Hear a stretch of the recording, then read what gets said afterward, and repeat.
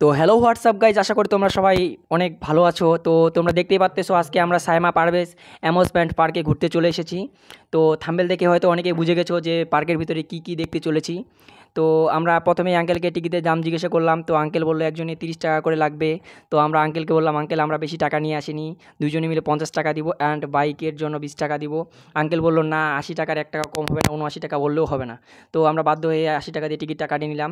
Uncle এপাশ দিয়ে যাইতে বললো। তো আমরা ভিতরে যাই, আমাদের কাছে একটা 100 টাকার নোট ছিল, তো আঙ্কেলকে দিয়ে দিলাম। আঙ্কেল 80 টাকা কাটিয়ে নিল, কাটিয়ে আমাদের টিকিট হাতে ধরাই দিল।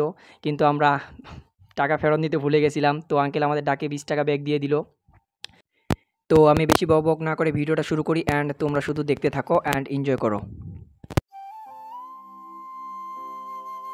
তো এটা হলো পার্কের প্রবেশ রাস্তা। রাস্তার দুই পাশে গাছ লাগিয়েছে, অনেক সুন্দর লাগতেছে।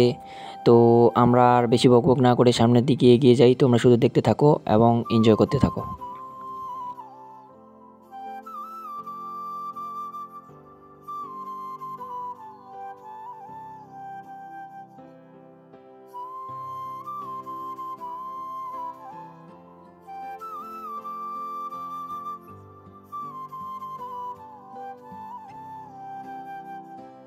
তো দেখতেই পারতেছেন রাস্তার দুই পাশে দুইটা পুকুর ছিল এবং সামনে মনে হচ্ছে ওটা রেস্টুরেন্ট। তো রেস্টুরেন্টের দিকে তাকায় কোনো লাভ নাই, কারণ আমরা তেমন টাকা নিয়ে আসি নাই। তো এদিক ওদিক না তাকিয়ে সামনের দিকে এগিয়ে যাই। তো রাস্তার দুই পাশে অনেক ফুল গাছ ছিল, যেগুলো দেখতে কী বলবো আর অনেক সুন্দর লাগতেছিল।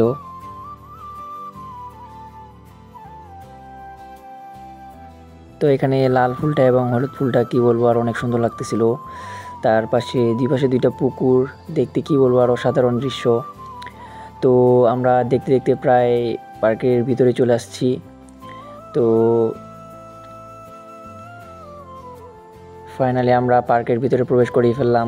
তো প্রবেশ করতে না করতেই দেখতেই পাচ্তেছেন আপনারা, তো পাশে পুকুরে বোর্ড রয়েছে, বোর্ডে লেখা আছে ওখানে যে 30 টাকা পিস। তো আমরা বোর্ডে উঠবো না। তো সামনের দিকে এগিয়ে যাই, দেখতেছি দুইটা ভাইয়া এবং আপু আসতেছে।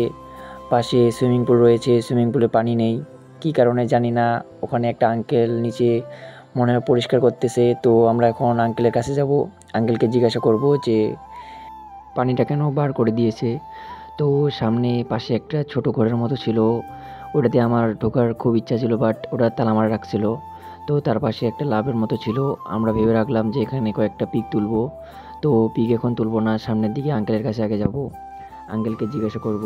তো আমরা আঙ্কেলকে জিজ্ঞাসা করলাম যে আঙ্কেল কেন পানিটা বার করে দিয়েছেন। তো আঙ্কেল বলল যে পানিটা অনেক ময়লা হয়ে গেছিলো, তাই পানিটা বার করে পরিষ্কার করলাম।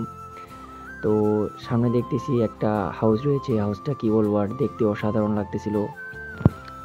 এখন আমরা ওটার ভিতরে যাব, দেখি ভিতরে পরিবেশটা কীরকম।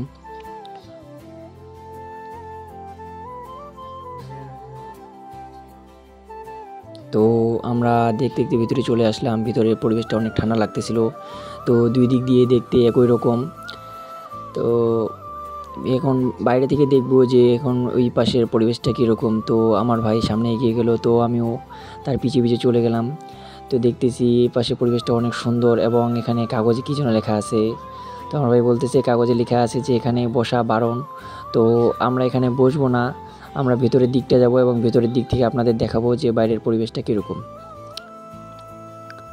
তার পাশে একটা ভাইয়া আর আপু বসেছিল, তো ভাইয়া আর আপু বললো যে পাশে ভিডিও করিও না।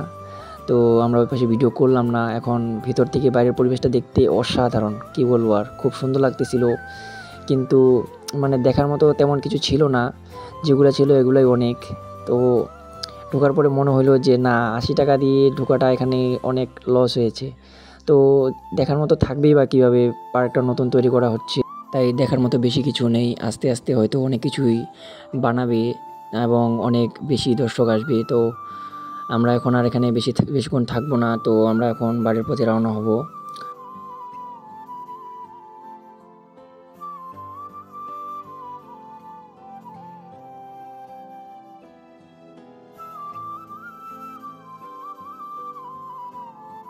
তো যাওয়ার সময় কী বলবো আর, বারবার শুধু রেস্টুরেন্টটার দিকেই নজর যাচ্ছিল। তো দেখে কী হবে। তো এবার যাইতে পারলাম না, নেক্সট টাইম আসলে বেশি করে মানি নিয়ে আসবো, তখন যাব। তো আর বেশি কথা না বলি, টাটা, বাই বাই, সবাই ভালো থাকবেন।